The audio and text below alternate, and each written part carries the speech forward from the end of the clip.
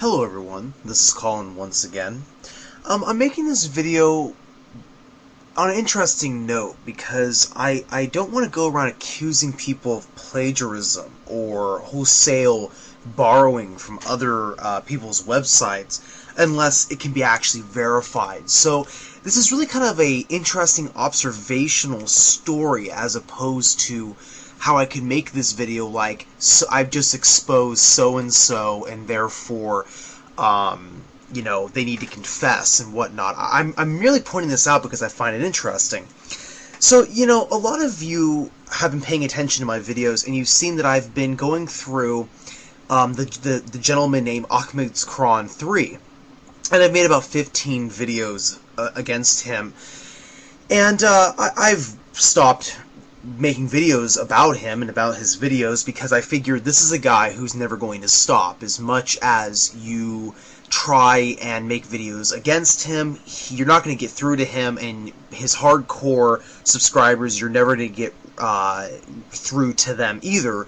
So really, I just saw that I was wasting my time and really just had no further ambition to actually make refutations to his videos. But occasionally I'll go by his channel and I'll watch some of the, if it seems interesting, I'll watch one of his videos and just see what he has to say, do some research, see if he's correct. Every time I do that, I find out that he's basically barking up the wrong tree and that he's utterly wrong.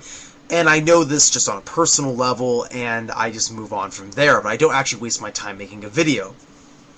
Having said all that, I have to say that I'm actually breaking my own rules here. I'm actually making another video against him, but this again is of a different nature, because I'm not going to go through his video systematically like I've done in the past. I'm just going to comment on the video itself, like the gist of what he said.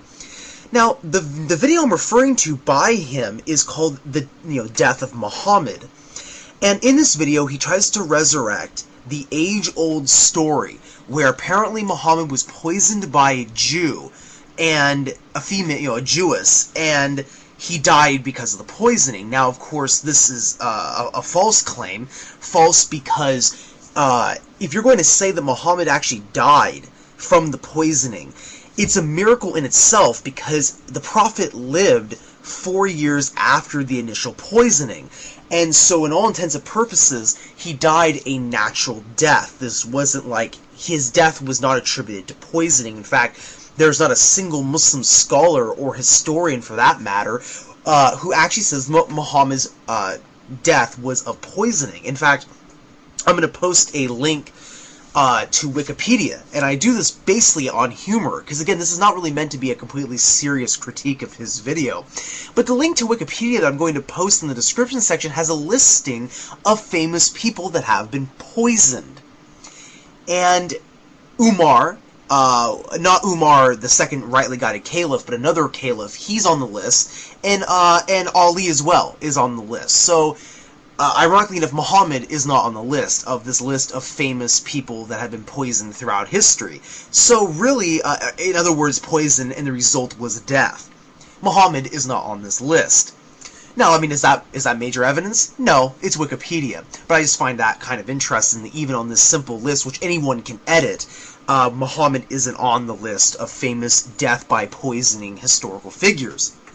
But now let's come to the actual video, because now that we know that this really isn't this is a false claim, that he died, and the whole point of his video is that if Muhammad was a true prophet, then how come he didn't know that the lamb that was being served to him was tainted with poison until after he ate the lamb, according to certain traditions? Now, when I was listening to Ahmed's Quran 3's video, he kept referring to an individual named Ibn Sa'd. And Ibn Sa'd is a historian. He's a historian, and according to Islamic traditions, Ibn Sa'd was the secretary of al-Waqidi. Now, based on past videos you've watched of mine, also on Ikra Productions, al-Waqidi is the man who's responsible for the tradition of the Satanic Verses, which I've dealt with extensively in other videos. And al-Waqidi, according to all the major scholars of classical or modern, is considered a liar. He's a fabricator of hadiths, he is a liar, and he's considered a weak traditionalist. So Ibn Sa'd is getting his material from al-Waqidi. He was the secretary of al-Waqidi. Now Ibn Sa'd, to his credit, he wrote 8 volumes of histories.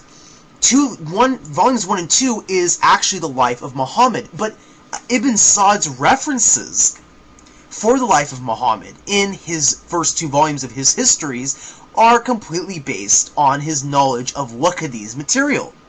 So in other words, if Waqidi is not reliable and is deemed a liar, and his secretary is getting his information from al-Waqidi, that means anything from Ibn Sa'd is considered unauthentic. And in fact, on the 3 levels of biographers, Ibn Sa'd isn't even on the list, which means he's not even considered an authority when it comes to biographies. Now, scholars will say that he is trustworthy only on his material of campaigns and military stratagem of the Muslim empires. This includes the time of the Prophet. But they say that the most authentic biography is Ibn Hisham.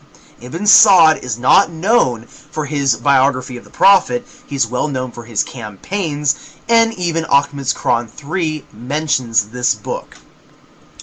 So, having mentioned that, when you listen to Ahmad's Quran 3's video about Ibn Sa'd, it's not an authentic source, as much as he tries to pretend that it is. But that's really not the point of my video, because I've already established that Ahmad's Quran 3 uses unauthentic sources, but tries to pass them off like they're completely true. Like when he tries to tell his audience at the end of the video, read Ibn Ishaq, it's considered the most authentic and earliest biography of Muhammad. I've already disproven that. That's not a true statement. Ibn Ishaq is not the most authentic, but now I'm just repeating myself from past videos. What's the point of this video, really? Let's cut to the chase. I'm listening to his video about Muhammad apparently dying from being poisoned. And I go to answeringchristianity.com, and they have several rebuttals on this topic, which I'm going to post in the description section. But, you know, if anyone knows Answering Christianity, when they do rebuttals, and they really do rebuttals from answeringislam.org, run by Sam Shimon, and this other person named Silas, who apparently is another article author on answeringislam.org.